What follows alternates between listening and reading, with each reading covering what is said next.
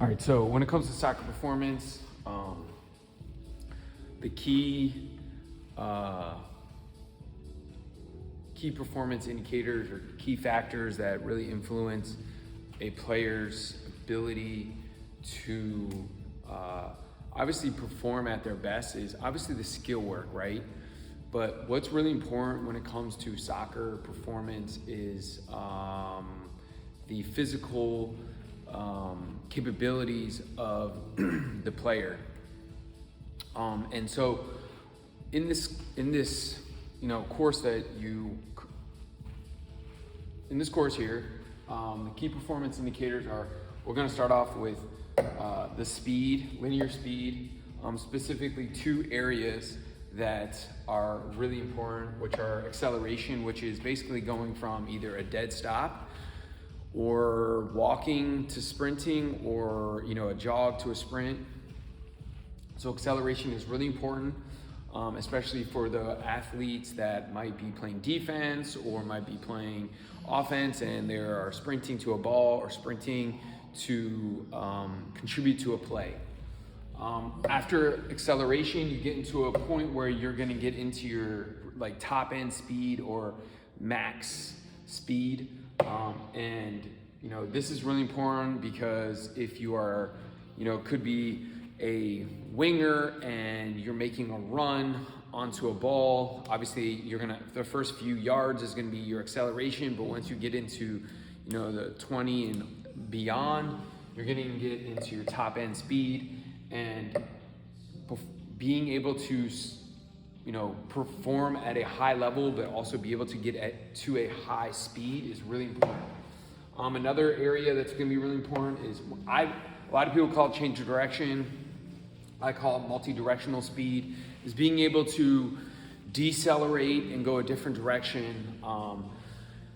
So it could be you're stopping, you're turning and going back. You have the ball at your feet and you're change of direction with the ball at your feet. So all that is important, and all that is built with this program to help you, one, be quick and be able to change direction fast, but also develop the ability to lower your risk of injury when you change direction, because most injuries in soccer, especially ACL injuries, occur during a change of direction.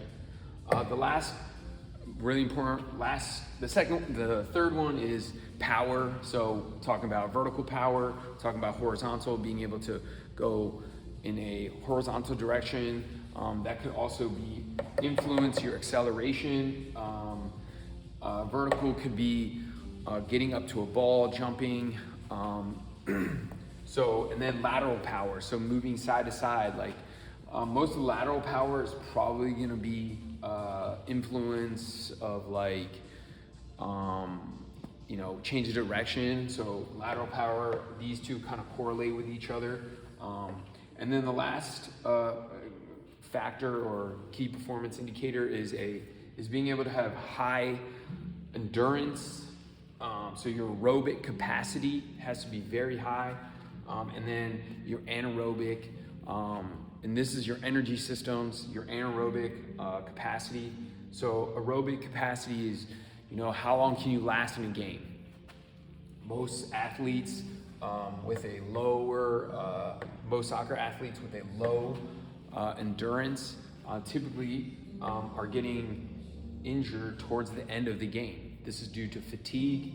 So higher aerobic capacity will help you last longer, obviously, in the game, but also it could help with lowering your risk of injury. Your aerobic capacity or aerobic speed is influenced, obviously, can influence your speed, being able to repeat sprints, being able to change direction, having that built into your system, built into your body is really important. So again, these are the outputs of the game and how important it is for your physical development. In the next video, we're going to talk about how to improve these outputs.